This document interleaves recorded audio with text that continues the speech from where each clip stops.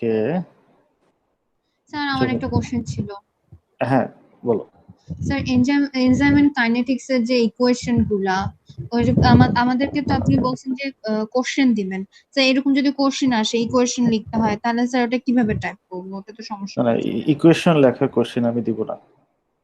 আর আসলে এই মিট তো হচ্ছে, এগুলো তো ওপেন বুক টাইপের মিট। কারণ তো তোমাদের কাছে তো সবকিছু থাকবেই, ম্যাটেরিয়ালস, বই, ইন্টারনেট। সো জি ওই স্যার। ধরনের কোশ্চেন থাকবে না যে রাইট ডাউন দ্য ইকুয়েশন। মানে কোনো এমসিকিউ আর ট্রু ফলস হচ্ছে থাকবে না মিডে আর কি। হ্যাঁ। আর যেটা হচ্ছে ওই এনাফ সময় দেওয়া হবে ওই উইন্ডোর মধ্যে। আমি আমি 5 ঘন্টার কথা বলেছি, বেশিও দিতে পারি, বলা যায় না। কোশ্চেনটা করে নিই, তারপর বুঝবো আর কি। যে তোমরা ওর মধ্যেই জাস্ট এক্সাম শেষ করে সাবমিট করে দিলেই হবে আর কি। এক্সাম বাক্সেই হবে, তোমরা বাক্সে কোশ্চেন পাবা, কিন্তু গুগল ফর্মে হবে আর কি। হ্যাঁ। আর কোশ্চেন অত বড় হবে না। আমি চেষ্টা করবো মোর হচ্ছে ওই জাস্টিফিকেশন টাইপের কোশ্চেন দিতে আর কি।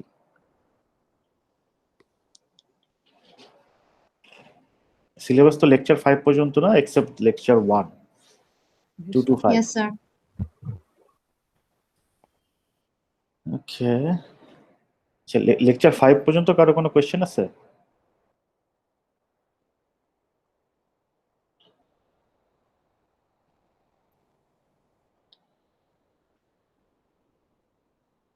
আর এই এক্সাম কিন্তু ওই যে ওপেন বুক টাইপের এক্সাম। সো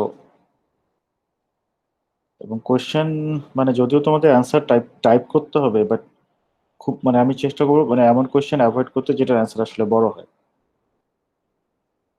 অ্যান্সার ছোট ছোটই স্যার হবে আর কি। হ্যাঁ, yes। নেটের যদি কোনো প্রবলেম হয় তাহলে আপনাকে মেল করে দিলে হবে না?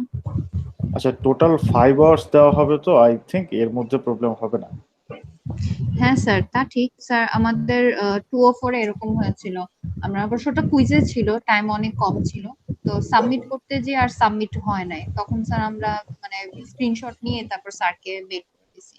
তো এই জন্য বলছিলাম যদি কোনো রকমের কোনো সমস্যা হয়। আর এই ক্ষেত্রে এক্সাম টাইমড এক্সাম না কিন্তু, হ্যাঁ, আনটাইমড এক্সাম তো। সো ওই উইন্ডোর মধ্যে করে ফেললেই হবে। স্যার ছবি স্ক্যান করে দিতে হবে না?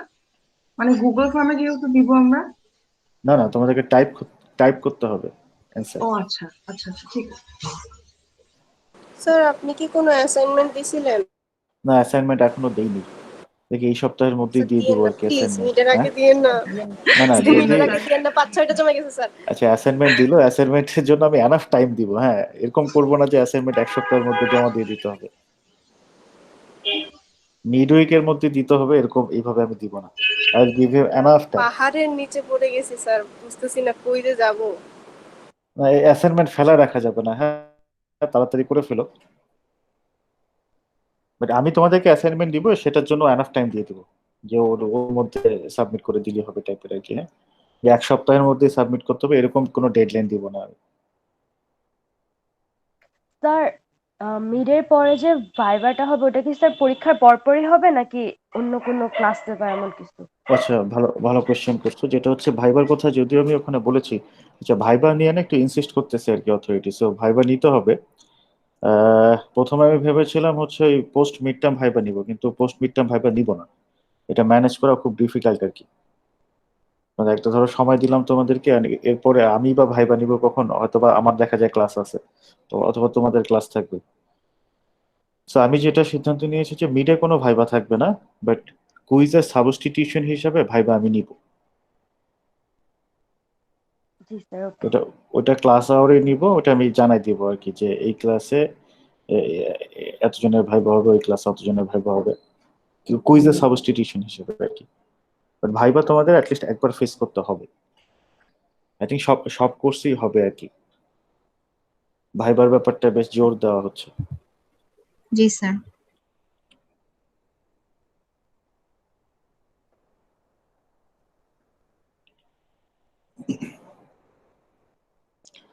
লেকচার। আচ্ছা। আর আচ্ছা, এক্সামের আগে তো একটা ক্লাস আছে, এক্সামের সময়, এক্সামে তো লম্বা সময় দেওয়া থাকবে। এখন এই সময় যদি কারো কোনো মানে প্রবলেম হয় আর কি, হ্যাঁ, তাহলে আমাকে জানাবা কি হবে। আচ্ছা, আমাকে হোয়াটসঅ্যাপে টেক্সট করতে পারো, ঠিক আছে? আমার আমার নাম্বার আছে তোমাদের কাছে? স্যার নাম্বার তো নেই স্যার, নাম্বার মেসেঞ্জারে নাই? খালি। ওকে, আচ্ছা না নাম্বার স্যার, আচ্ছা নাম্বার দিয়ে দিচ্ছি।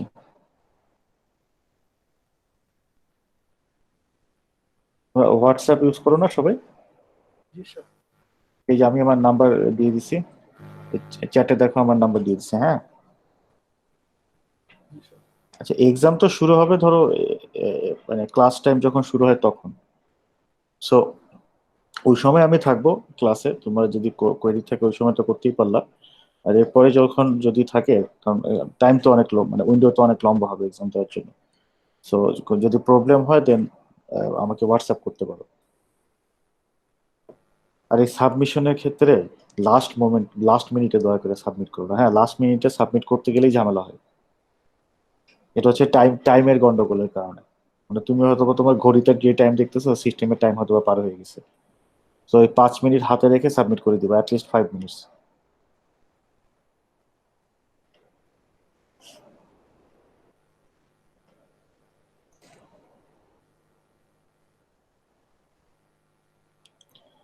ওকে, লেকচার 5 পর্যন্ত যদি কারো কোনো কোয়েশ্চেন থাকে তাহলে করতে পারো।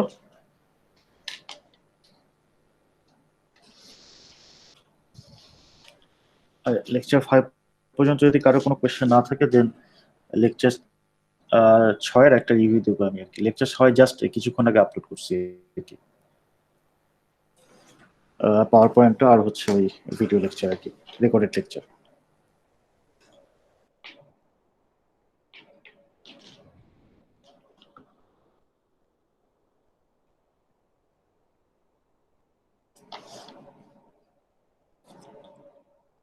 কি কারো কোনো কোয়েশ্চেন নেই লেকচার 5 পর্যন্ত? না স্যার। ওকে, সেই ক্ষেত্রে আমি লেকচার 6-এর একটা রিভিউ দিই আর কি।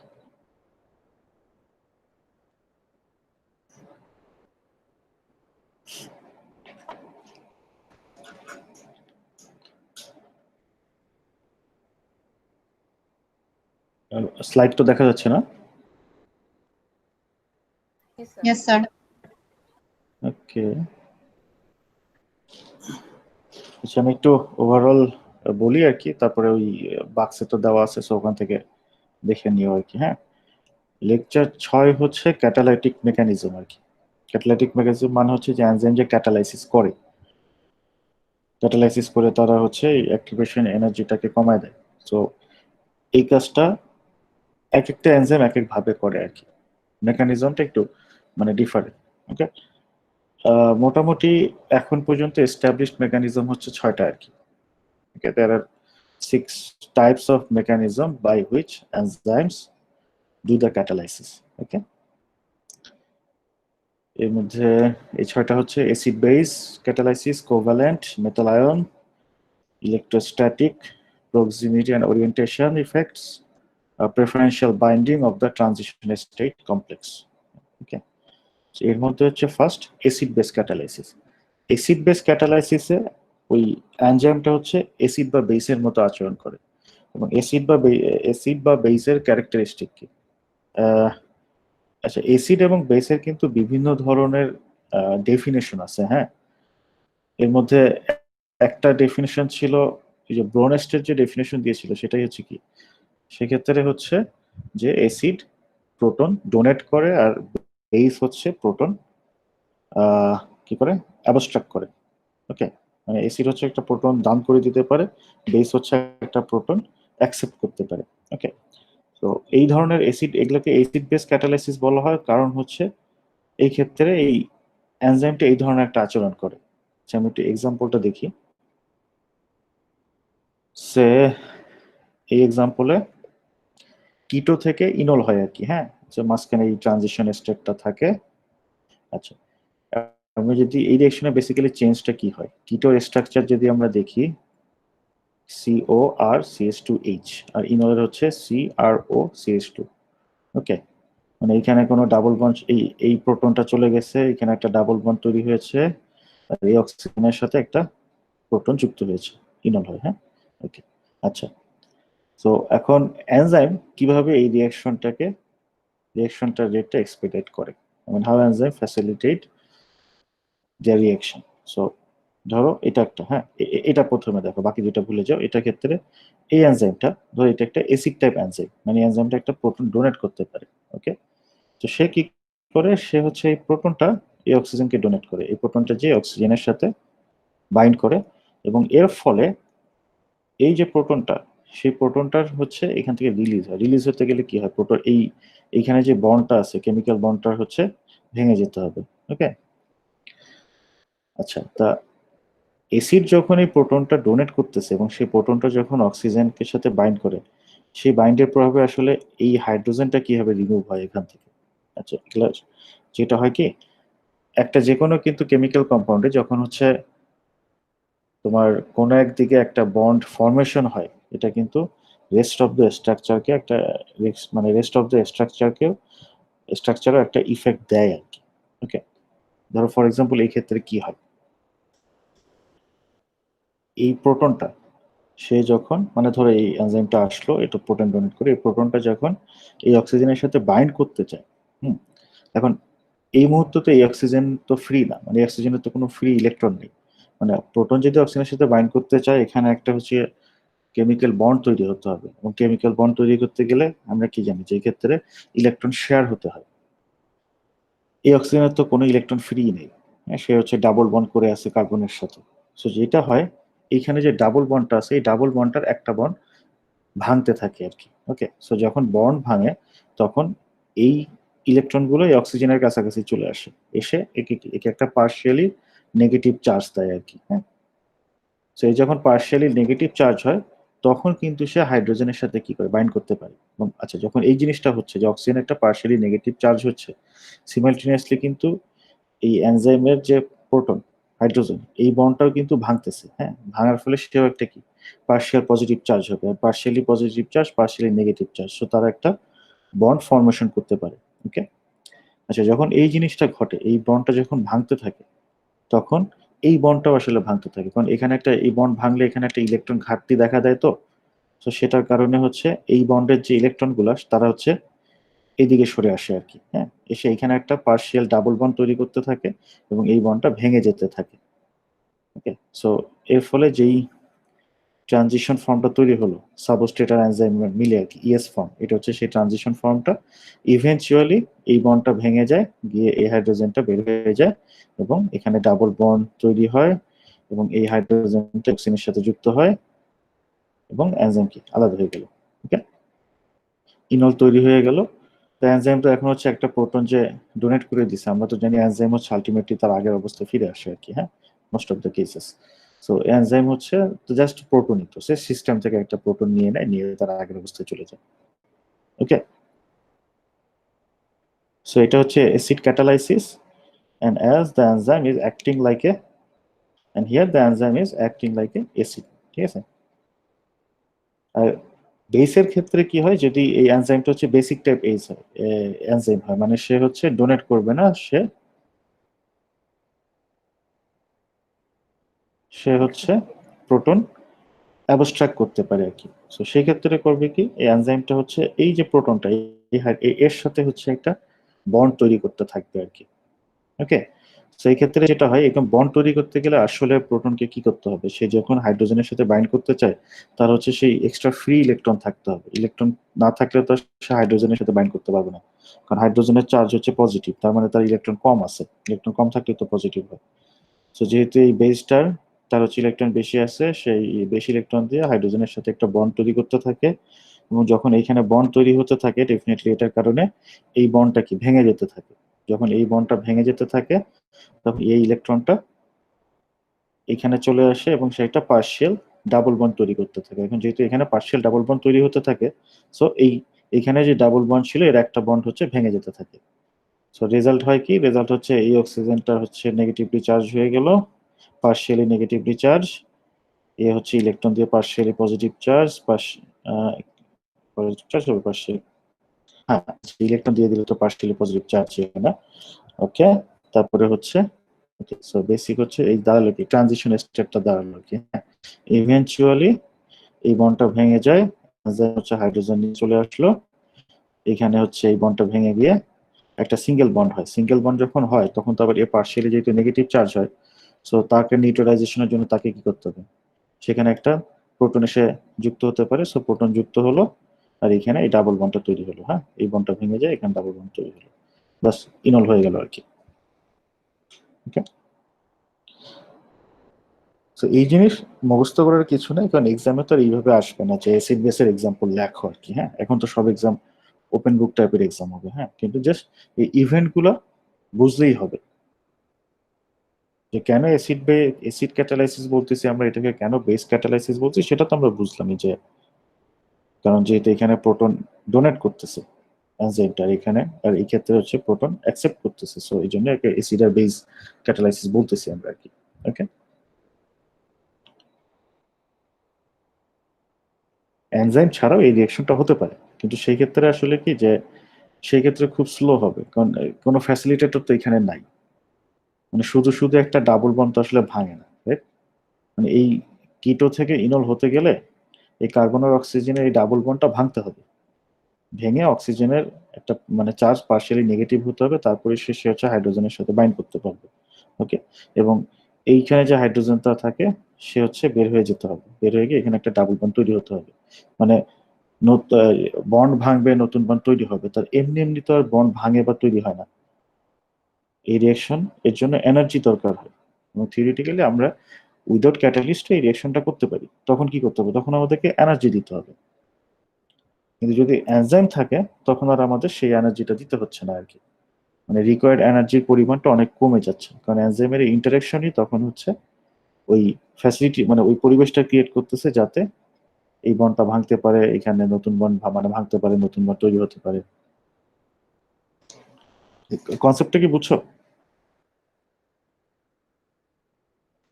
কারো এখান থেকে কোনো কনফিউশন আছে বা কোনো কোশ্চেন আছে?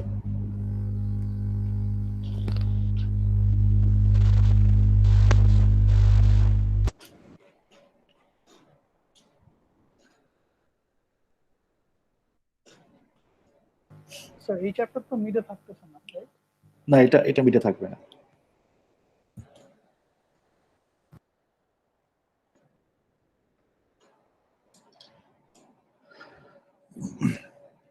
ওকে, এত গেল অ্যাসিড বেস ক্যাটালাইসিস, এরপর হচ্ছে কোভ্যালেন্ট ক্যাটালাইসিস।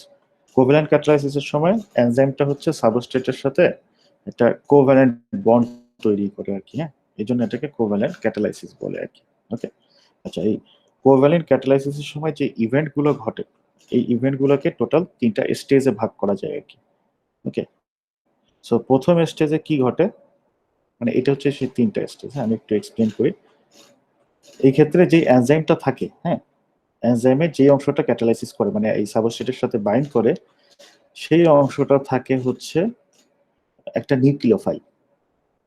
ওকে, নিউক্লিওফাইল মানে কি, সে হচ্ছে নিউক্লিয়াসকে অ্যাটাক করতে পারে, নিউক্লিয়াসকে যে অ্যাটাক করে তার আসলে কি তার কিন্তু এক্সট্রা ইলেকট্রন থাকতে হয়, নাহলে তো আসলে নিউক্লিয়াসকে অ্যাটাক করতে পারবে না, কারণ নিউক্লিয়াসে তো পজিটিভ চার্জ। ওকে, আচ্ছা এনিওয়ে, সো যেই এনজাইম মানে যে এনজাইমগুলো কোভ্যালেন্ট ক্যাটালাইসিস মেকানিজম করতে চায় তাদের হচ্ছে কি হতে হবে, তাদের নিজেদের হতে হবে নিউক্লিওফাইল। ওকে, সো যেহেতু তারা নিউক্লিও, আচ্ছা তারা আমাকে এক্সাম্পলটা দেখি, এটা হচ্ছে অ্যাসিটেট থেকে অ্যাসিটোন হয় আর কি, হ্যাঁ মাঝখানে হচ্ছে ট্রানজিশন স্টেটে ইনোলেট তৈরি হয়।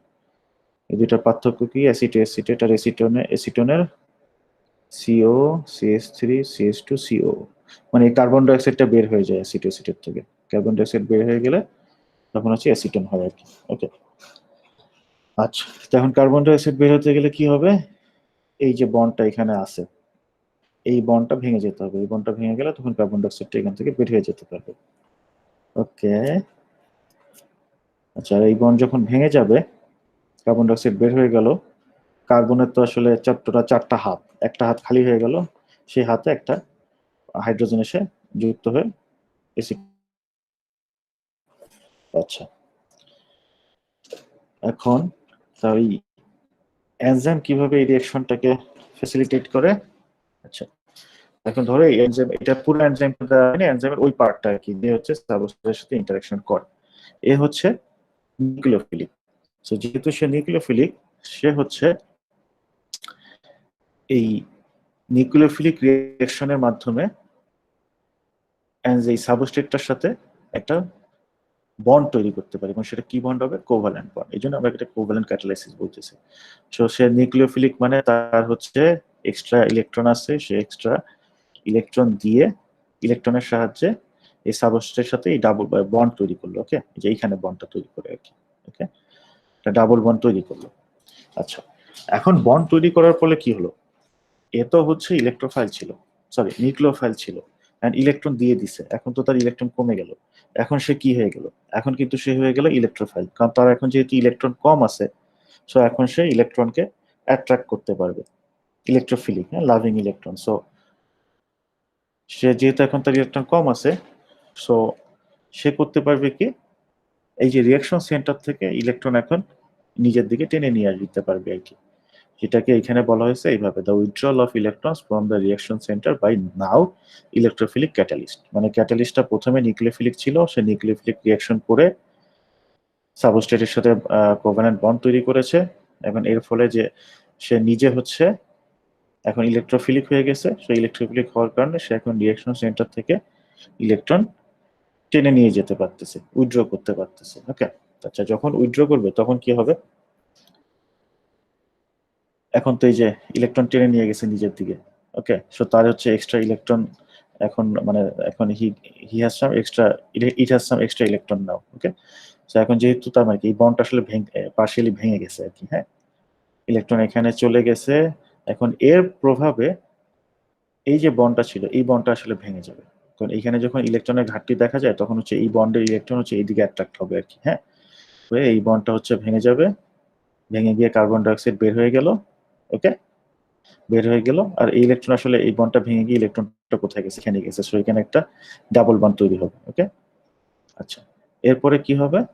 এরপরে হচ্ছে এই যে এটা যে এখন হচ্ছে এই এনজাইমটা এখান থেকে বের হয়ে যাবে, হ্যাঁ। সো সে কেন বের হয়ে যেতে পারে? কারণ তার আসলে এক্সট্রা ইলেকট্রন আছে, তো এখন এক্সট্রা ইলেকট্রন তো নিয়মিত বসে থাকতে চায় না। সো আলটিমেটলি ইলেকট্রনটা এখানে চলে আসবে। ওকে, এসে এখানে একটা ডাবল বন্ড তৈরি হবে। তো এখন যখন আবার এখানে ডাবল বন্ড তৈরি হলো, তখন তো আবার এই বন্ডটা ভেঙে যেতে থাকবে, ভেঙে গিয়ে কার্বন হচ্ছে একটা মানে পার্শিয়ালি চার্জড হয়ে যাবে। সো তখন হচ্ছে হাইড্রোজেন এই কার্বনের সাথে যুক্ত হয়ে যেতে পারবে আর কি, হ্যাঁ। ওকে, ঠিক আছে, তাহলে এটা CH3 থেকে CH3 হয়ে গেল, এখানে পার্শিয়ালি ডাবল বন্ড হয়ে গেল, এন্ড দেন ফাইনালি এই তোমার হাইড্রোক্সিল আসবে, হাইড্রোক্সিল এসে এই এনজাইমের এই পার্টটার সাথে রিঅ্যাকশন করে একে বের হয়ে নিয়ে যাবে, এবং একটা অক্সিজেন এসে এখানে যুক্ত হবে। মানে এগুলো হচ্ছে ইভেন্ট, যে কিভাবে রিঅ্যাকশনটা হচ্ছে আর কি। সো এবং কিভাবে এই জিনিসটা ফ্যাসিলিটেটেড হলো এনজাইমের কারণে। শুরুটা কিন্তু এনজাইমই করছে, সে হচ্ছে এসে সাবস্ট্রেটের সাথে কোভ্যালেন্ট বন্ডিং ফর্ম করছে, তার ফলে তারপরেই হচ্ছে বাকি মানে ঘটনাগুলো ঘটতে পেরেছে।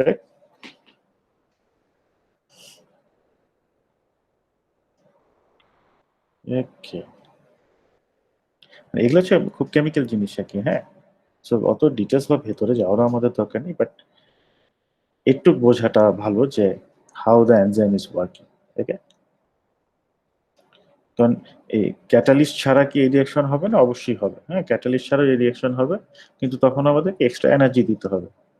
মানে এই রিঅ্যাকশন হতে গেলে তো কার্বন ডাইঅক্সাইড বের হয়ে যেতে হবে, এই বন্ডটা ভাঙতে হবে, এমনি এমনি তো আর বন্ড ভাঙবে না, এনার্জি দিতে হবে। কিন্তু আমরা যখন ক্যাটালিস্ট ইউজ করবো তখন আমাদের আর খুব কম এনার্জি দিতে হলো আর কি। স্যার এই জি হাইড্রোজেনটা স্যার। কোথায় গেল? এই যে স্কিপস বেসের যেটা, এই যে সেকেন্ড যেটা কার্বন ডাই অক্সাইড যখন চলে গেল, তারপরে যখন হাইড্রোজেন আসলো, সেটা কোথায় কার সাথে বন্ড ফর্ম করছে? কোন হাইড্রোজেন? এই যে এখানে যে একটা হাইড্রোজেন, এইটার ক্ষেত্রে কোভ্যালেন্ট না হচ্ছে অ্যাসিড বেসের ক্ষেত্রে? না না না, কোভ্যালেন্টটা স্যার, কোভ্যালেন্টটা স্যার, যেটা দেখালেন নিচে, যেটা স্কিপ স্পেসের। আচ্ছা, এই যে এই হাইড্রোজেন, না, এই যে এই হাইড্রোজেন কোত্থেকে আসলো? হ্যাঁ, মানে ওইটা এসে বন্ডটা কার সাথে ফর্ম করছে, মানে এই কার্বনের সাথে, এই কার্বনের সাথে। কারণ দেখো এখানে কার্বনের কত, কার্বন হচ্ছে H2, কার্বনের সাথে মানে টোটাল তো 4টা হাত ঠিকই আছে, হ্যাঁ। যখন এই বন্ডটা ভেঙে গেল, তার একটা হাত খালি হয়ে গেল, তখন সেটার সাথে যুক্ত হলো আর কি। হয়ে গেছে। আচ্ছা, আর এই হাইড্রোজেন আর হাইড্রোক্সিল আয়ন তো সিস্টেমই আছে না, কারণ রিয়াকশন তো ড্রাই অবস্থায় হচ্ছে না, রিয়াকশন হচ্ছে অ্যাকুয়াস কন্ডিশনে। সো এই কন্ডিশনে মানে ওখানে হাইড্রোজেন আর হাইড্রোক্সিল আয়ন তো আছে। বুঝতে পারছি। ওকে, আচ্ছা এরপরে হচ্ছে এই, আচ্ছা একটা জিনিস বলতে ভুলে গেছি। ওকে, এখন হচ্ছে এটা তো কোভ্যালেন্ট ক্যাটালাইসিস, সেটা আমরা বুঝতেছি, কিন্তু এই কোভ্যালেন্ট ক্যাটালাইসিসে কিন্তু ইলেকট্রোফিলিক রিয়াকশনও ঘটতেছে, আবার হচ্ছে নিউক্লিওফিলিক রিয়াকশনও ঘটতেছে। হ্যাঁ, প্রথম যখন বন্ড তৈরি করে এনজাইমটা তখন সেটা তো ইলেকট্রোফিলিক। হ্যাঁ, তারপরে তো হচ্ছে সেটা হচ্ছে নিউক্লিওফিলিক আর কি। তারপরে হচ্ছে যখন ইলেকট্রন টেনে নিয়ে যায় সেটা তো ইলেকট্রোফিলিক। তা এই যে ডিফারেন্ট স্টেপ, এই স্টেপের মধ্যে কোন স্টেপটা রেট লিমিটিং সেটার উপর ডিপেন্ড করে আমরা হচ্ছে একে আর কি ফার্দার নাম দিতে পারি আর কি। ধরো নিউক্লিওফিলিক ক্যাটালাইসিস অথবা ইলেকট্রোফিলিক ক্যাটালাইসিস, এইভাবে হচ্ছে স্পেসিফাই করতে পারি আর কি। যদি ইলেকট্রোফিলিক স্টেপটা রেট ডিটারমাইনিং হয় তাহলে সেটাই হবে হচ্ছে, এটাকে আমরা বলতে পারি ইলেকট্রোফিলিক ক্যাটালাইসিস। যদি নিউক্লিওফিলিক স্টেপটা রেট ডিটারমাইনিং হয় তাহলে আমরা সেটাকে বলতে পারি নিউক্লিওফিলিক ক্যাটালাইসিস। আচ্ছা, ওটা তো জাস্ট নামে আসলে কি আসে। আচ্ছা, এরপরে হচ্ছে কোভ্যালেন্ট ক্যাটালাইসিসের ব্যাপারে কিছু ফার্দার ইনফরমেশন দেওয়া আছে। হ্যাঁ, এগুলো পড়লেই বুঝবা। যেটা হচ্ছে যে তোমার এই নিউক্লিওফিলিক ক্যাটালাইসিসটা এটা কিন্তু এই জেনারেল বেস ক্যাটালাইসিসের সাথে কিছুটা রিজেম্বল করে আর কি। হ্যাঁ, ওকে, খালি ডিফারেন্সটা হচ্ছে যে জেনারেল যে বেস ক্যাটালাইসিস ছিল সেক্ষেত্রে হচ্ছে তোমার বেসটা হচ্ছে একটা প্রোটনকে অ্যাবস্ট্রাক্ট করে আর কি। হ্যাঁ, কিন্তু কোভ্যালেন্ট ক্যাটালাইসিসের ক্ষেত্রে সে অ্যাবস্ট্রাক্ট করে নিয়ে আসে না, রাদার সে হচ্ছে নিউক্লিওফিলিক্যালি রিঅ্যাকশন করে। আচ্ছা, এখানে সিমিলারিটিসটা আসলে কোথায়? অ্যাসিডের কিন্তু বিভিন্ন ধরনের ডেফিনেশন আছে। হ্যাঁ, যেমন অ্যাসিডের মানে অ্যাসিড বেজের বিভিন্ন ধরনের ডেফিনেশন আছে, যে প্রোটন দিতে পারে না প্রোটন নিতে পারে তার উপর বেস করে ডেফিনেশন আছে। আবার এরকম ডেফিনেশন আছে হচ্ছে ইলেকট্রন দিতে পারে না ইলেকট্রন নিতে পারে। ওকে, মানে যে ইলেকট্রন দিতে পারে সে হচ্ছে বেস, যে ইলেকট্রন নিতে পারে সে হচ্ছে অ্যাসিড। এরকম ডেফিনেশনে কিন্তু আছে। হ্যাঁ, তো আমরা যদি অ্যাসিড বেসের এটা দেখি, এটা তো আমরা দেখতেছি যে বেসটা হচ্ছে হাইড্রোজেনটাকে নিয়ে আসলো। ওকে, মানে প্রোটনটাকে নিয়ে আসলো, কিন্তু এমনি এমনি তো নিয়ে আসতে পারবে না। হ্যাঁ, এটা সবই তো কেমিস্ট্রির ব্যাপার। সো এই বেসের হচ্ছে এক্সট্রা ইলেকট্রন থাকে, সেই ইলেকট্রন থাকার কারণে সেই ইলেকট্রন ব্যবহার করে সে প্রোটনের সাথে বন্ড তৈরি করে প্রোটনটাকে নিয়ে আসতে পারে। ওকে, তো আমরা যদি কোভ্যালেন্ট ক্যাটালাইসিস দেখি এখান থেকে কিন্তু ব্যাপারটা সেম, রাইট? এই যে এনজাইমের যে অংশটা, মানে যে অংশটা হচ্ছে এনজাইম সাবস্ট্রেটের সাথে ডাবল বন্ড কিভাবে ফর্ম করতে পারতেছে, কারণ তার হচ্ছে এক্সট্রা ইলেকট্রন আছে। ওকে, এক্সট্রা ইলেকট্রন থাকার কারণে সে হচ্ছে সেই ইলেকট্রনগুলো ডোনেট করে, পুরোপুরি তো ডোনেট করে না, সে হচ্ছে ইলেকট্রনগুলো শেয়ার করে আর কি বন্ড ফর্মেশনের সময়। ওকে, সো সেই ইলেকট্রনগুলো সে ডোনেট করে হচ্ছে কি করতে পারে, এই ডাবল বন্ডটা মানে কোভ্যালেন্ট বন্ডটা তৈরি করতে পারে। সো এই সেন্সে কিন্তু দে আর সিমিলার। হ্যাঁ, এই জেনারেল বেস ক্যাটালাইসিসের মেকানিজমই ফলো করতেছে আর কি। ওকে, তাহলে অনলি ডিফারেন্স হচ্ছে যে জেনারেল বেস হচ্ছে একদম প্রোটনটাকে বের করে নিয়ে চলে আসে, আর এর ক্ষেত্রে কোভ্যালেন্টের ক্ষেত্রে সে কাউকে বের করে নিয়ে আসে, মানে সে হচ্ছে যে ডাবল বন্ড তৈরি করে আর কি। ওকে, আচ্ছা এই ক্ষেত্রে হচ্ছে যে ক্যাটালাইসিসের বেসিসিটি যত বেশি হয় সে তত ভালোভাবে হচ্ছে মানে বন্ড তৈরি করতে পারে। সো তার মানে তার সেই ক্ষেত্রে রিয়াকশনও তত ফাস্ট হবে আর কি। মানে ক্যাটালাইসিসটা যত বেশি বেসিক, মানে ক্যাটালিস্টটা যত বেশি বেসিক হবে, বেসিসিটি যত বেশি হবে সে তত ইজিলি হচ্ছে কোভ্যালেন্ট বন্ড তৈরি করতে পারবে। সো রিয়াকশনটাও তত ইজিলি ঘটবে আর কি। ওকে, ওকে, এরপর হচ্ছে মেটাল আয়ন ক্যাটালাইসিস। মানে মেটাল আয়ন ক্যাটালাইসিসের ক্ষেত্রে আমরা জানি অনেক এনজাইমের সাথে তো মেটাল আয়ন থাকে আর কি। হ্যাঁ, সেটা তাদের ক্ষেত্রে কোফ্যাক্টর হিসেবেও থাকতে পারে, মানে কোফ্যাক্টর নক এনজাইম কি যিনি বলি না আমরা, ওইটা হিসেবে থাকতে পারে, অথবা it can be just a part of the enzyme. Okay, so ওই মেটাল আয়ন কিভাবে ক্যাটালাইসিসকে, মানে এই মেটাল আয়ন ক্যাটালাইসিস মেকানিজমের ক্ষেত্রে মেটাল আয়নটা হচ্ছে ক্যাটালাইসিসে কিভাবে হেল্প করে সেটা আর কি। ওকে, যেগুলো আবার দুই টাইপের আছে আর কি। মেটাল আয়নটা এনজাইমের সাথে কিভাবে বাউন্ড থাকে সেটার উপর বেস করে দুই টাইপের এনজাইম হয় আর কি। এক ধরনের এনজাইমকে বলা হয় মেটালো এনজাইমস, এই মেটাল এনজাইমস এর সাথে মেটাল আয়নগুলো খুব টাইটলি বাউন্ড অবস্থায় থাকে আর কি, হ্যাঁ। আর মেটাল অ্যাক্টিভেটেড এনজাইমগুলোর সাথে মেটাল আয়ন লুজলি বাউন্ড থাকে। ওকে, আচ্ছা। আর এই মেটাল আয়ন যে ক্যাটালাইসিসটা করে, মানে সে যে ক্যাটালাইসিসে পার্টিসিপেট করে, সেটা তিনটা মানে ডিফারেন্ট ওয়েতে করতে পারে, but there are three major ways. একটা হচ্ছে by binding to substrate to orient them properly or for reaction. মানে মেটাল আয়ন যখন সাবস্ট্রেটের সাথে বাইন্ড করে প্রপার ওরিয়েন্টেশনে রাখে, মানে রাখে সাবস্ট্রেটটাকে, যে ওরিয়েন্টেশনটা হচ্ছে রিঅ্যাকশনের জন্য অপটিমাইজড। ওকে,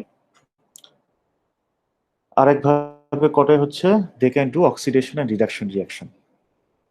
ওকে, মানে metal the metal ions they mediate the oxidation reduction reaction, okay, and thus help the reaction to proceed. Or another way is they can stabilize or shield the negative charge. Okay, মানে একটা হতে পারে যে metal ion হচ্ছে ইলেকট্রোস্ট্যাটিক্যালি stabilise করবে। আসলে stabilise কাকে করে? ট্রানজিশন স্টেটটাকে করে আর কি। অথবা তার হচ্ছে নেগেটিভ চার্জটাকে শিল্ড করতে পারে। আচ্ছা, আমরা প্রথমে একটা স্ট্যাবিলাইজেশনটা দেখি আর কি, যে ইলেকট্রোস্ট্যাটিক্যালি স্ট্যাবিলাইজেশন বলতে আমরা কি বুঝতেছি। Okay, so metal ions promote catalysis through charge stabilisation. আচ্ছা, আমরা এই রিঅ্যাকশনটা দেখি, ডাইমিথাইল অক্সালোএসিডের ডিকার্বক্সিলেশন। ওকে, ডাইমিথাইল অক্সালোএসিডের ডিকার্বক্সিলেশন মানে হচ্ছে কার্বন ডাইঅক্সাইড বের হয়ে যাবে। ডিকার্বক্সিলেশন মানে হচ্ছে কার্বন ডাইঅক্সাইড বের হয়ে যাওয়া। ঠিক আছে, আচ্ছা। সো এই রিঅ্যাকশনটার ক্ষেত্রে এনজাইমের মেটাল আয়ন কিভাবে আসলে কাজ করে, আচ্ছা আমরা একটু দেখি। এই মেটাল আয়ন দেখো এই অক্সিজেনটার সাথে বাইন্ড করলো, হ্যাঁ, ঠিক বাইন্ড না, তার একটা ইন্টারাকশন করে আর কি। এই অক্সিজেনটা হচ্ছে নেগেটিভলি চার্জ, তার সাথে ইন্টারাকশন করলো। আচ্ছা আচ্ছা, আমরা একটু অন্যভাবে দেখি। এই কার্বন ডাইঅক্সাইড যদি বের হয়ে যেতে চায়, বের হতে গেলে তাকে কি করতে হবে? তাকে হচ্ছে এই বন্ডটা ভাঙতে হবে, হ্যাঁ, এই বন্ড ভেঙে গিয়ে সে বের হয়ে যাবে। ওকে, সো আমরা যদি হিট দেই, মানে কোনোভাবে এনার্জি দিলেই তো আসলে বন্ড ভেঙে গিয়ে সে বের হয়ে যেতে পারবে, কিন্তু সেটা তো হবে আনক্যাটালাইজড আর কি। তখন মেটাল আয়ন কিভাবে এই ফ্যাসিলিটেশন, মানে কিভাবে এই বন্ডটা ভাঙতে সাহায্য করে? আচ্ছা, মেটাল আয়ন যখন আসলো, তখন হচ্ছে সে এই যে অক্সিজেনের একটা নেগেটিভ চার্জ থাকে না, এটা নেগেটিভলি চার্জ, আর মেটাল আয়ন তো পজিটিভলি চার্জ, তো তার সাথে একটা পার্শিয়াল বন্ড তৈরি করে। এট দ্য সেম টাইম, তার তো আবার চার্জ, মানে ধরো দুইটা চার্জ, হ্যাঁ, মেটাল আয়নের তো একের অধিক চার্জ হতে পারে। সো সে এর সাথে বাইন্ড করলো, আবার এট দ্য সেম টাইম সে এই অক্সিজেনটার সাথে একটা বন্ড তৈরি করতে থাকে আর কি। তো অক্সিজেনের সাথে যখন বন্ড তৈরি করতে থাকে, সেটা করতে গেলে তো আগে অক্সিজেনের আসলে এই যে ডাবল বন্ড, এই ডাবল বন্ডটা আসলে ভাঙতে হবে, তো নাহলে তো সে আসলে এর সাথে কেমন ইন্টারাকশন করবে। সো এই ডাবল বন্ডটা ভাঙতে থাকে, ভেঙে এটা পার্শিয়ালি সিঙ্গেল বন্ডে পরিণত হয়, হয়ে অক্সিজেনটা পার্শিয়ালি নেগেটিভলি চার্জ হয়, তখন হচ্ছে সেই মেটাল আয়নটার সাথে ইন্টারঅ্যাকশন করতে পারে। এবং এই ইন্টারঅ্যাকশনটার ফলে এই যে চার্জ, নেগেটিভ চার্জ, তারা কিন্তু স্ট্যাবিলাইজ হয়ে গেল। ফ্রি ইলেকট্রন থাকা মানে কি? দে আর নট স্ট্যাবিলাইজ, হ্যাঁ, যে তাদের ফ্রি ইলেকট্রন আছে বোথ দিস অক্সিজেন, কিন্তু সেই ফ্রি ইলেকট্রনটা এই মেটাল আয়নের সাথে ইন্টারঅ্যাকশন করে স্টেবল হয়ে গেল। ওকে, সো দাস এই ট্রানজিশন স্টেটটা স্টেবল হয়ে গেল। ওকে, এখন সে তো স্টেবল হলো, সিমালটেনিয়াসলি এখন যেহেতু এই আসলে এই অক্সিজেনটা কোত্থেকে চার্জ পাইলো, এই ডাবল বন্ডটা ভেঙে যাওয়ার ফলেই তো সে চার্জটা পেয়েছে আর কি, হ্যাঁ। সো এখানে যখন ডাবল বন্ড ভেঙে যায়, সো তখন হচ্ছে অটোমেটিক্যালি কি, এখানে যেহেতু ডাবল বন্ড ভাঙতেছে, ইলেকট্রনের ঘাটতি হয়, এই কারণে এই বন্ডের যে ইলেকট্রন ছিল সে হচ্ছে এদিকে চলে আসে। ঠিক আছে, চলে এসে এখানে একটা ডাবল বন্ড তৈরি করে বন্ড ভেঙে কার্বন ডাইঅক্সাইড বের হয়ে গেল, তারপর এই অবস্থাটা আসলো, সেটা হচ্ছে ট্রানজিশন অবস্থা আর কি, হ্যাঁ। এবং মেটাল আয়নের কারণে ট্রানজিশন, মেটাল আয়ন তো এটাও ফ্যাসিলিটেট করলো, প্লাস হচ্ছে মেটাল আয়ন এই ট্রানজিশন স্টেটটাকে একটা স্টেবিলিটি দিল। ওকে, এই জন্য এটাকে বলা হয় চার্জ স্টেবিলাইজেশন।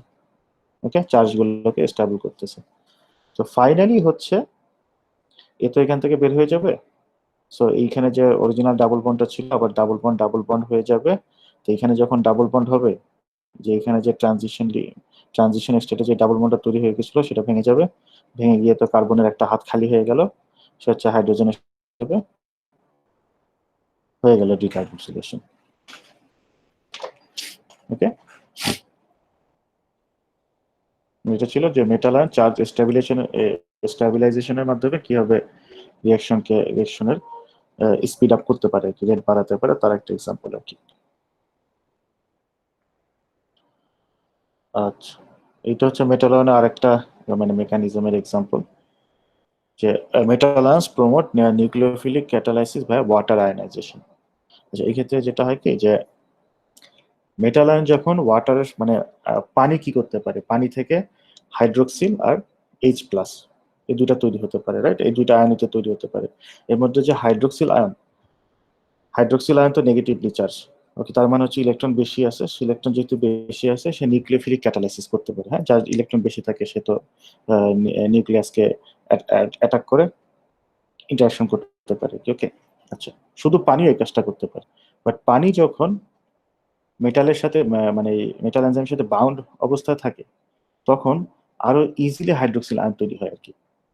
মানে ফ্রি ওয়াটার মলিকুল থেকে যে হাইড্রোক্সিল আয়নটা আসে তার থেকে এই মেটাল বাউন্ড ওয়াটার আরো সহজেই হচ্ছে হাইড্রোক্সিল আয়নটা দেয় আর কি, ওকে।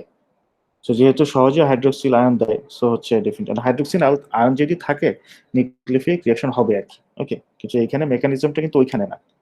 হাইড্রোক্সিল আয়ন যদি সিস্টেমে থাকে it can cause the nucleophilic catalysis, okay. So এখানে এনজাইম আছে কি নাই ইট ডাজন্ট ম্যাটার। এনজাইম থাকলে সুবিধাটা কি, এনজাইম থাকলে সহজে সহজে হাইড্রোক্সিল আয়ন আসতে পারবে, মানে সিস্টেমে বেশি হাইড্রোক্সিল আয়ন থাকবে, সো রিঅ্যাকশন অটোমেটিক্যালি ফাস্ট হবে আর কি, ওকে। ওকে, অ্যান্ড মেটাল ক্যাটালাইসিসের আরেকটা ওয়ে আর কি, থ্রু চার্জ শিল্ডিং। যে মেটাল আয়ন হচ্ছে metal ions promote reactions through charge shielding. আচ্ছা, একটা এক্সাম্পল দেখি। আচ্ছা, এটা হচ্ছে এটিপি, হ্যাঁ, অ্যাডিনোসিন ট্রাইফসফেট, একটা দুইটা তিনটা।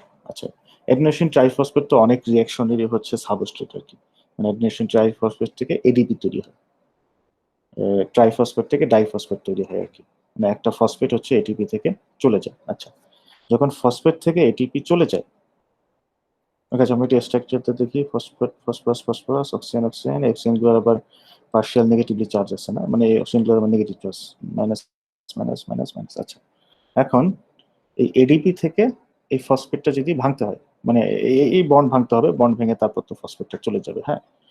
তো এখন যেই এনজাইমটা এই মানে এই ফসফেটটাকে ভেঙে নিয়ে আসতে চাবে, তার আসলে কি করতে হবে, তার কি টাইপের রিয়াকশন দিতে হবে? তার হচ্ছে সে হচ্ছে নিউক্লিওফিলিক রিয়াকশন দিবে, ঠিক আছে। নিউক্লিওফিলিক রিয়াকশন কিভাবে দিবে? সে আসলে অ্যাটাক করবে অক্সিজেনকে না, কিন্তু সে হচ্ছে ফসফরাসের সাথে ইন্টারাকশন করবে, ওকে, তার সাথে নিউক্লিওফিলিক রিয়াকশন দিবে আর কি, ওকে। তখন যে নিউক্লিওফিলিক রিয়াকশন দিচ্ছে তার তো আসলে ইলেকট্রন বেশি থাকে, এখন সে ধরো নিউক্লিওফিলিক ইন্টারাকশন করতে চাচ্ছে ফসফরাসের সাথে, তার ইলেকট্রন বেশি আছে, আবার এইখানেও তো এর নিজেরই তো আবার অনেকগুলো ইলেকট্রন। সো এই ইলেকট্রন গুলো কি করতে পারে, ইলেকট্রন গুলো হচ্ছে সেই ইনকামিং যে নিউক্লিওফাইল তাকে হচ্ছে রিপেল করবে, রাইট? নেগেটিভ নেগেটিভ তো একজন একজনকে রিপেল করে, নিউক্লিওফাইলে তো ইলেকট্রন বেশি আছে। সো এই ক্ষেত্রে এই metal ion, for example this magnesium 2+, এ করে কি, এ হচ্ছে এই যে অক্সিজেনের যে সাথে এদের সাথে হচ্ছে একটা বন্ড তৈরি করে, বন্ড তৈরি করে এই যে এখানে যে এক্সট্রা ইলেকট্রন গুলো ছিল এই চার্জ গুলাকে শিল্ড করে রাখলো আর কি, হ্যাঁ। এখন যেহেতু বন্ড তৈরি হয়েছে তো এই চার্জ গুলো তো কাইন্ড অফ শিল্ডের অবস্থায় আছে, হ্যাঁ। এখন তারা আর ওই ইনকামিং নিউক্লিওফাইলকে রিপেল করতে পারবে না। সো ইনকামিং নিউক্লিওফাইল আসবে, ফসফরাসের সাথে একটা ইন্টারাকশন করবে, করে হচ্ছে এই বন্ড ভেঙে তাকে বের করে নিয়ে চলে যাবে, এটিপি হচ্ছে এডিপি হয়ে যাবে, okay. So this is charge shielding, মানে এক্সট্রা যে বিভিন্ন জায়গায় বিভিন্ন চার্জ আছে তারা যাতে ঝামেলা করতে না পারে তাদেরকে হচ্ছে শিল্ড করে রাখবে আর কি, ওকে। আচ্ছা, বেসিক্যালি হচ্ছে এই তিনটাই না মানে ডিটেলস আছে আর কি, হ্যাঁ। এবং এই তিনটাই এখানে যে বাকি যে মেকানিজম গুলো আছে, যে ইলেকট্রোস্ট্যাটিক ক্যাটালাইসিস বা ক্যাটালাইসিস for proximity orientation effect, preferential transition state binding, এগুলো হচ্ছে অত ডিটেলস নাই এখানে, জাস্ট যতটুকু আসে অতটুকু, মানে একটু জাস্ট ধারণা থাকলেই চলবে আর কি, হ্যাঁ। এর মধ্যে ইলেকট্রোস্ট্যাটিক ক্যাটালাইসিসের ক্ষেত্রে কি হয়? আচ্ছা, এই ক্ষেত্রে আচ্ছা এই ক্ষেত্রে হচ্ছে তোমার এনজাইমের এবং সাবস্ট্রেটের যখন ইন্টারাকশন ঘটে, হ্যাঁ, ইন্টারাকশনের সময় এনজাইমের যে অ্যাক্টিভ সাইটটা থাকে, হ্যাঁ, এখানে অ্যাক্টিভ সাইটেই তো ইন্টারাকশন গুলো ঘটে, কারণ এনজাইমের অ্যাক্টিভ সাইটই হচ্ছে সাবস্ট্রেট বাইন্ডিং সাইট আর ক্যাটালাইসিস সাইটটা থাকে আর কি, হ্যাঁ। তো অনেক সময় বাইন্ডিং সাইট আর ক্যাটালাইসিস সাইট সেম হয়, অনেক সময় আবার আলাদাও থাকতে পারে।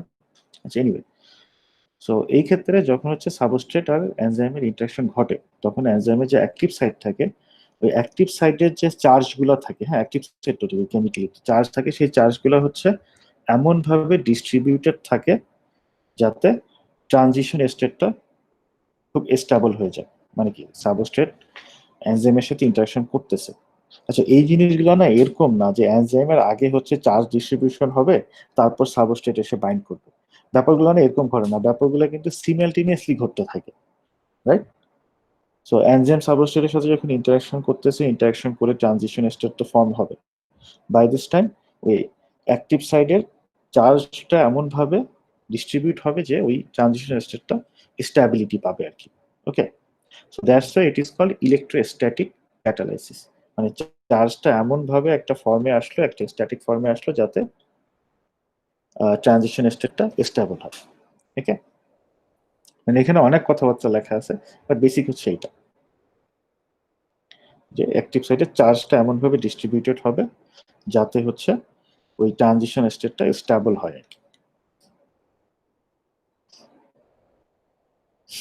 ট্রানজিশন স্টেটের স্টেবিলিটির কিন্তু দরকার আছে, না হলে হচ্ছে আমরা যেই প্রোডাক্টটা হওয়ার কথা সেই প্রোডাক্ট হবে না, সে অ্যাবনর্মাল বিহেভিয়ার করতে থাকবে আর কি।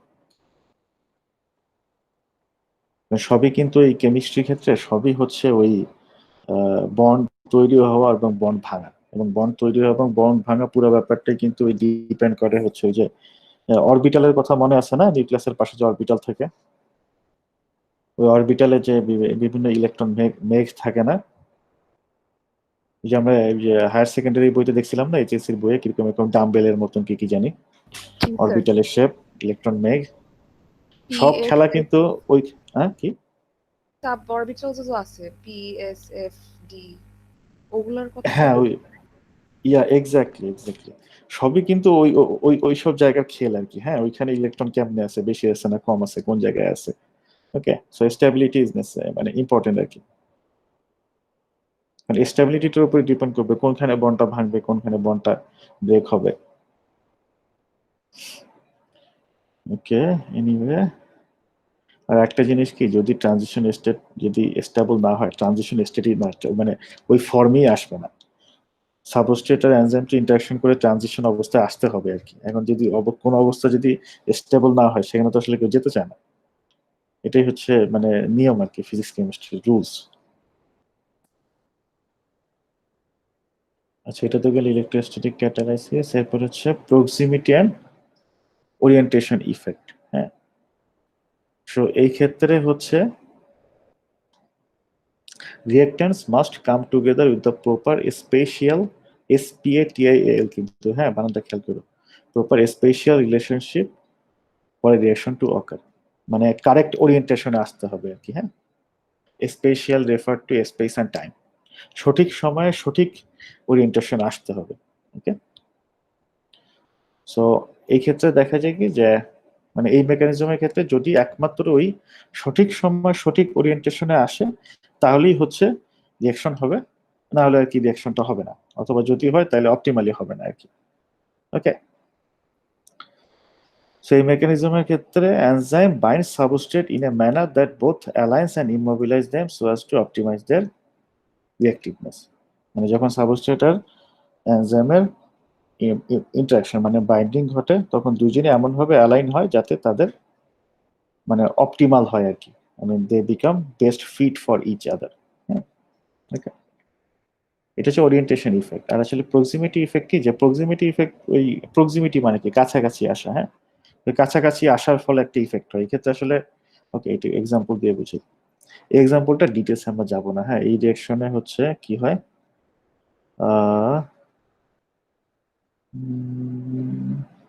ওকে, আচ্ছা, এই রিঅ্যাকশনে হচ্ছে ইমিডাজোল আর ফসফোনাইট্রোফিনাইল অ্যাসিটেট, এই দুইটা রিঅ্যাক্ট করে ফাইনালি হচ্ছে এটা তৈরি করে আর কি, হ্যাঁ। সো হোয়াটএভার, এই রিঅ্যাকশনের ক্ষেত্রে প্রথমে এই ইমিডাজোল আর ফসফোনাইট্রোফিনাইল অ্যাসিটেট তারা হচ্ছে ইন্টারাকশন করে, হ্যাঁ। এই ইন্টারাকশন করার পরে হচ্ছে এটা তৈরি হয় আর কি, হ্যাঁ। মানে ইমিডাজোল তো একটু চেঞ্জ হয়ে হচ্ছে এন এসিটাইল, ইমিডাজোল থেকে এন এসিটাইল ইমিডাজোলিয়াম তৈরি হলো, আর হচ্ছে এই ফসফোনাইট্রোফিনোলেট তৈরি হলো। এই নাইট্রোফিনোলেটটা যত বেশি তৈরি হয়, এই রিয়াকশনটা না এই পরবর্তী স্টেপগুলো তত ফাস্ট ঘটে, কারণ এর একটা ওরিয়েন্টেশন ইফেক্ট আছে। কারণ এ যখন বেশি থাকে তার মানে কি, এ বেশি থাকা মানে তার ইন্টারাকশন করার পরিমাণও বেড়ে যাবে, চান্সেস বেড়ে যাবে। ওকে, প্রক্সিমিটি ইফেক্ট হচ্ছে এই জিনিসটা আর কি। ওকে, যে সাপোজ মানে যত বেশি থাকবে তত হচ্ছে এনজাইমের জন্য ইজি তার সাথে ইন্টারঅ্যাক্ট করা আর কি। তবে এই ক্ষেত্রে না এই জিনিসটা ঠিক মানে এই দুইটা সিমালটেনিয়াসলি ঘটতে হয় আর কি। শুধু এই কাছে আসলেই হবে না আর কি, এটাকে প্রপার মানে স্পেশাল রিলেশনশিপ থাকতে হবে, সঠিক সময়ে সঠিক ওরিয়েন্টেশনের কাছে আসতে হবে।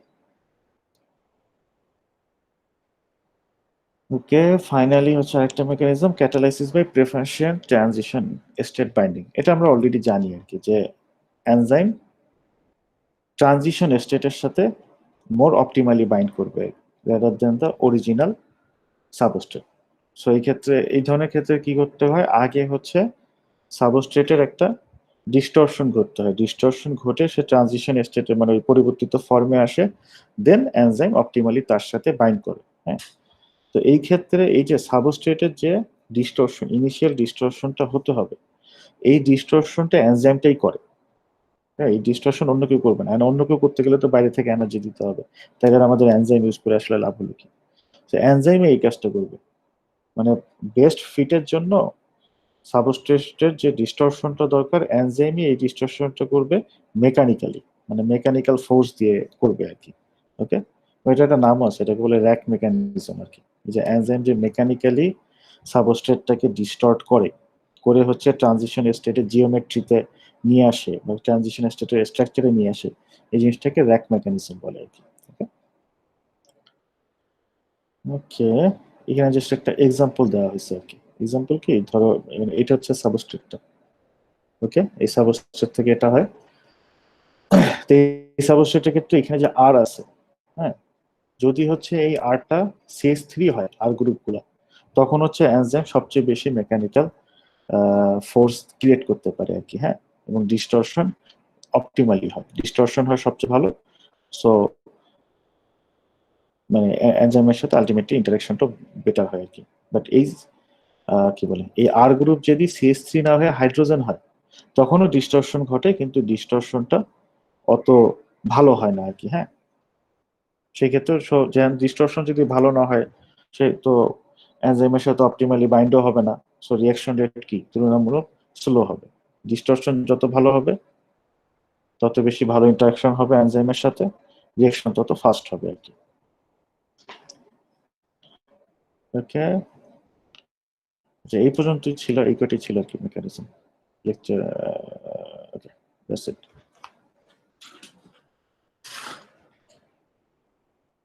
সো বাক্সে হচ্ছে এটার ওই পাওয়ার পয়েন্টটাও দেওয়া আছে, ভিডিওটাও দেওয়া আছে, ভিডিওগুলো দেওয়া আছে, একটু পড়ে ফেলো।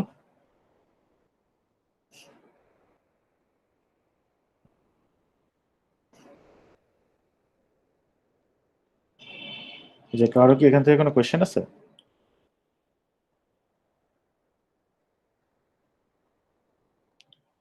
আজকে কোয়েশ্চেন থাকতে হবে এমন কোনো কথা নাই।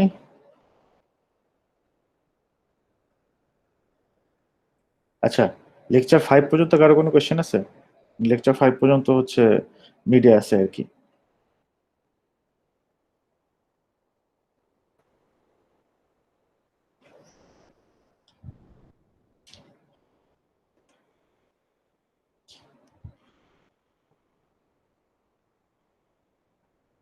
লেকচার 5 পর্যন্ত কারো যদি কোয়েশ্চেন না থাকে, is there anything you want to discuss?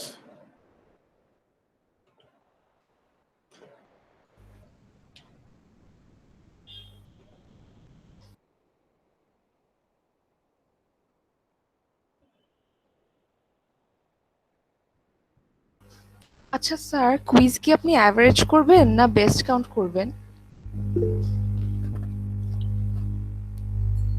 Hello. এক মিনিট, হ্যাঁ, আমার কথা শোনা যাচ্ছে না? জি স্যার, শোনা যাচ্ছে। Okay, Ratul, can you check your speaker or headphone? আচ্ছা, যেটা হচ্ছে, আচ্ছা ওয়াসেকার কোয়েশ্চেন কি ছিল যে কুইজ কি করব? আচ্ছা কুইজ হচ্ছে দেখি, মানে আমার প্ল্যান হচ্ছে তো চারটা কুইজ নেওয়া। কুইজের ক্ষেত্রে আমি হচ্ছে বেস্ট কাউন্ট করব, হ্যাঁ, মানে একটা না, ধরো বেস্ট থ্রি, যদি চারটা নেই তাহলে maybe best three, okay. Okay sir, thank you. যদি তিনটা নেই তাহলে বেস্ট টু আর কি, হ্যাঁ। কুইজের ক্ষেত্রে একটা ইয়া পাওয়া যাবে, কিন্তু যে ভাইবা, একটা ভাইবা নিব, হ্যাঁ। স্যার ভাইবা ওটা কিন্তু কি অবশ্যই কাউন্ট হবে, স্যার, হ্যাঁ। সরি, ওটা তো মিডের জন্য ভাইবা, মানে মানে আচ্ছা মিডের ভাইবা না, মিডের জন্য নিব না, কারণ হচ্ছে মিডের পরেই ভাইবা নেওয়াটাও মানে খুব একটা ফিজিবল হচ্ছে না আর কি, মানে মিডের পর আসলে ভাইবাটা নিব কখন? সো এই জন্য যেটা আমি ভাবতেছি যে মিড হচ্ছে যা এক্সাম হবে সেটার উপরে মার্ক হবে, হ্যাঁ। আর ভাইবা হচ্ছে আলাদা, ভাইবা হচ্ছে আমি ধরো এই কুইজের সাবস্টিটিউট হিসেবে নিতে পারি, অ্যাসাইনমেন্ট থেকেও কিছু মার্ক দিয়ে দেওয়া যায় ভাইবাতে। মানে কুইজ থেকে 20 না 20-এর কথা ছিল না, ধরো ভাইবাতে 10 দিয়ে দিলাম, আর হচ্ছে ধরো কুইজ চারটা না নিয়ে তিনটা নিলাম, সেখানে 10 দিয়ে দিলাম আর কি। ঠিক আছে, থ্যাংক ইউ। সো মিড কি অথবা এটা 20% হবে? মিড 30, মিড হবে 30। স্যার পরে কি কনভার্ট করা হবে 20-তে? না, মিড থেকে 30 কাউন্ট করবো। Okay sir. মিডে কুইজে অ্যাসাইনমেন্টে বেশি মার্ক দেওয়ার উদ্দেশ্য হচ্ছে যাতে ফাইনালে কম হয়, ফাইনালও কিন্তু আমি 30 মার্কেরই নিব আর কি, ওকে স্যার। যাতে ফাইনালে প্রেশার কম পড়ে। হ্যাঁ, অনলাইনে আসলে ঠিক ট্রেডিশনাল স্টাইলে নেওয়াটা ডিফিকাল্ট, যে ওখানে তো আমরা ফাইনালি দেখা যেত 50 মার্কস নিতাম আর কি, জাস্ট ওই জিনিসটা অ্যাভয়েড করতে চাচ্ছি, এই জন্য ফাইনালও হবে অনেকটা হচ্ছে মিড টাইপের আর কি, যে ফাইনালও হচ্ছে ওই 30 মার্কেরই হবে।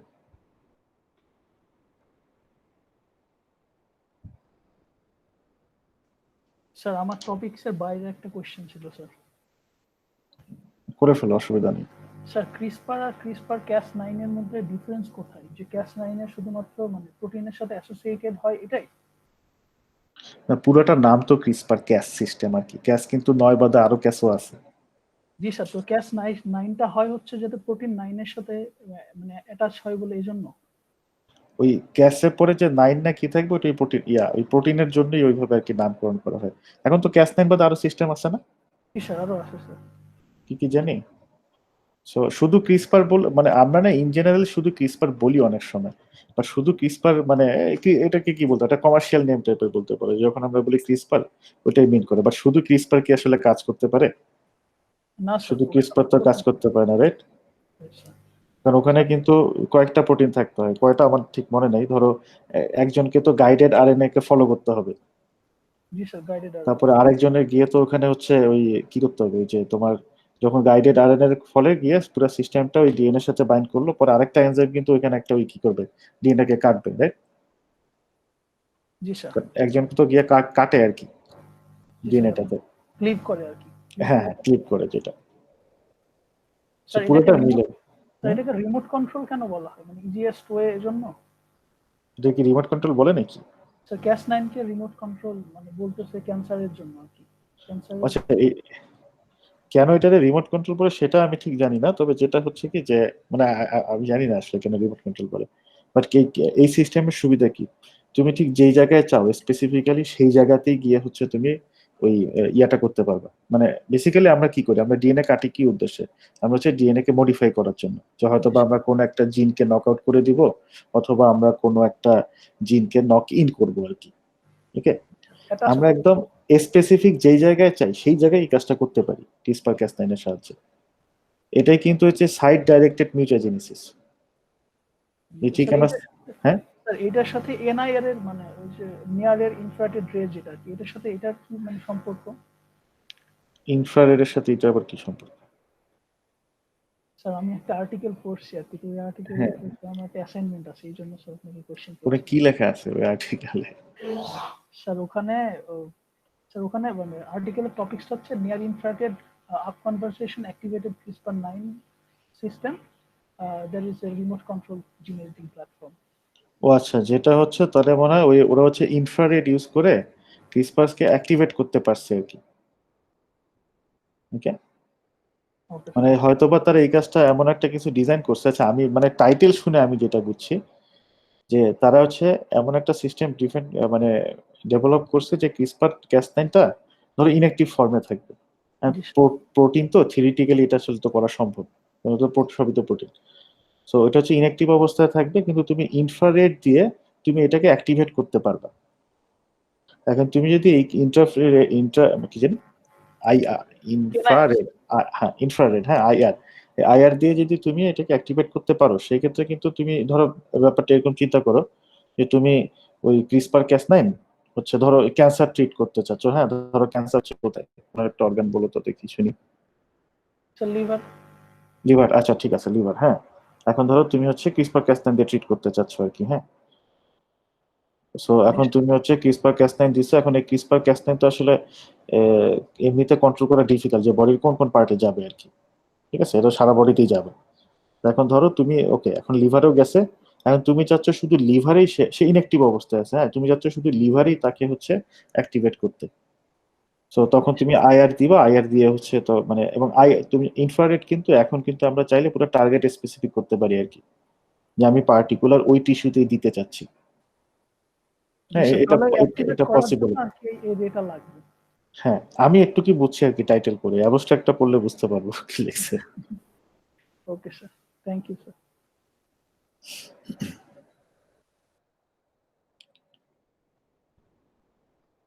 পেপার থেকে ওই ইনফরমেশন গ্যাদার করার নিয়ম হচ্ছে প্রথমে ইয়া পড়বা, অ্যাবস্ট্রাক্ট অর সামারি। মানে প্রথমে হচ্ছে অ্যাবস্ট্রাক্ট পড়বা আর কি, হ্যাঁ অ্যাবস্ট্রাক্টে কি বলছে তারপর দেখতে যে ঠিক আছে অ্যাবস্ট্রাক্ট পড়তে কিছু বুঝতেছি না, আসল যে কথা থাকে ইন্ট্রোডাকশনটা ভালো মতো পড়বা।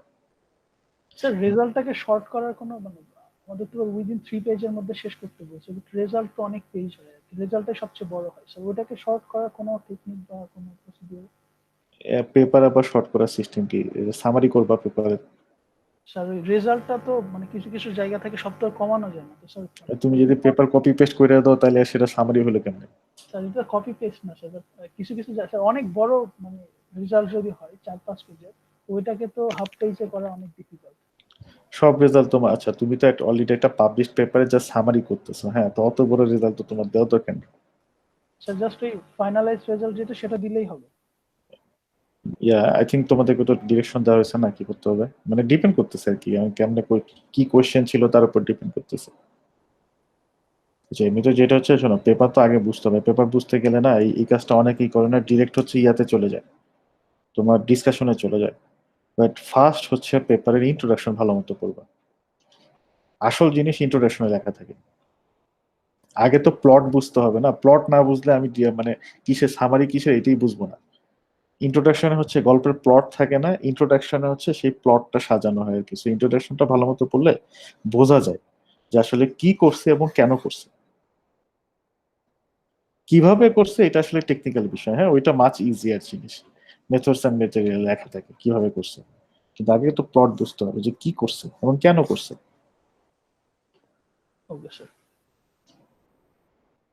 এরপর তুমি যদি কি করছে এবং কেন করছে বুঝে যাও, তাহলে কিন্তু ওই রেজাল্টটাকে তুমি তখন না শর্ট করে নিয়ে আসতে পারবা আর কি, কারণ তুমি তখন জানো যে তুমি আসলে কি বলতে চাচ্ছ।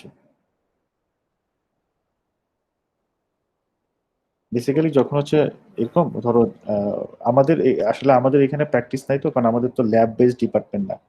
নর্মালি বাইরের ভার্সিটি গুলোতে কি হয়, ওখানে তো ল্যাব বেসড আর কি, মানে তোমার পরিচয় কি মানে আমরা যেমন এখানে বলি না যে আমি হচ্ছে এই ডিপার্টমেন্টের, আমি এই ডিপার্টমেন্টের, ওখানে ব্যাপারটা ডিফারেন্ট।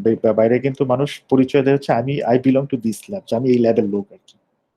সো ওই ল্যাব গুলোতে সবসময় ইয়া হয় আর কি, জার্নাল ক্লাব, মানে ধরো প্রতি উইকেই অল্টারনেট আসতে থাকে যে তোমাকে একটা জার্নাল প্রেজেন্টেশন করতে হবে, মানে কোন একটা জার্নাল সেটা তোমাকে হচ্ছে সবাইকে বুঝাইতে হবে। ওকে, সেই বুঝাইতে গেলে কিন্তু তখন কেন কাজটা করছে এটা হচ্ছে ফার্স্ট কোয়েশ্চেন, যে ওকে ঠিক আছে এই পেপারে তারা এই কাজটা করছে, কেন করছে এবং কি করছে, এই দুইটা কোয়েশ্চেনের অ্যান্সার দিতেই হয়। কিভাবে করছে সেটা পরে, কিভাবে করছে অ্যান্সারটা মানে প্রথমে তোমাকে বলতে হবে যে ওকে তারা হচ্ছে এই কাজটা করছে, তারা কেন করছে, কারণ হচ্ছে বাকিরা এই কাজ করছে, এই কাজ করে তারা এই পাইছে, সো বাকিরা এই কোশ্চেনটার অ্যান্সার দিতে পারেনি বা এই ধরনের কিছু দেখায়নি, সেই জন্য হচ্ছে এরা এই কাজটা করছে আর কি। ওকে, কি করছে এবং কেন করছে অ্যান্সার হয়ে গেল। তারপরে তুমি হচ্ছে কিভাবে করছে সেটা এক্সপ্লেইন করবা, সেটা এক্সপ্লেইন করাটা মাচ ইজিয়ার। Okay sir.